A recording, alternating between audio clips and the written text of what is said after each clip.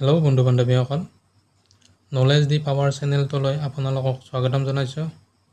আজিৰ এই ভিডিঅ'টোত মই কেইটামান প্ৰশ্ন আপোনালোকলৈ আগবঢ়াম। প্ৰশ্নকেইটিৰ উত্তৰ আপোনালোকে যদি জানে কমেণ্ট বক্সত কমেণ্ট কৰি জনাব পাৰে। আহকচোন ভিডিঅ'টো আমি আৰম্ভ কৰোঁ।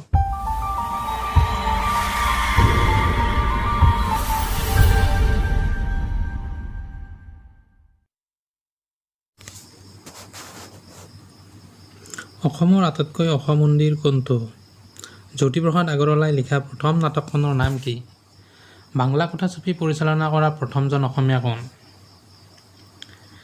আৰু কোনজন অসমীয়াই ব্ৰিটিছৰ বিৰুদ্ধে প্ৰথম বিদ্ৰোহ ঘোষণা কৰিছিল? অসম সাহিত্য সভাৰ প্ৰতীকটো কোনে আঁকিছিল? আহোমৰ ৰাজত্বকালত মোগলে কেইবাৰ অসম আক্ৰমণ কৰে?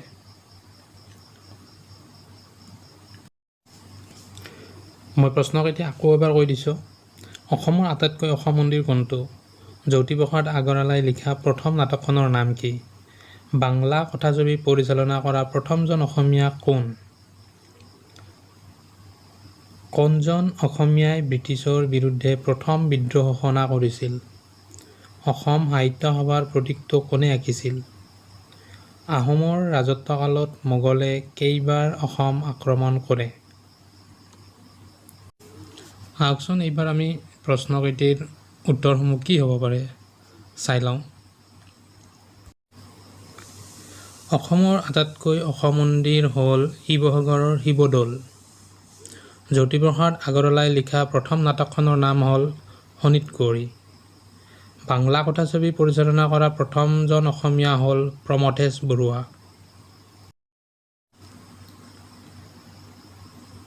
কোনজন অসমীয়াই ব্ৰিটিছৰ বিৰুদ্ধে প্ৰথম বিদ্ৰোহ ঘোষণা কৰিছিল?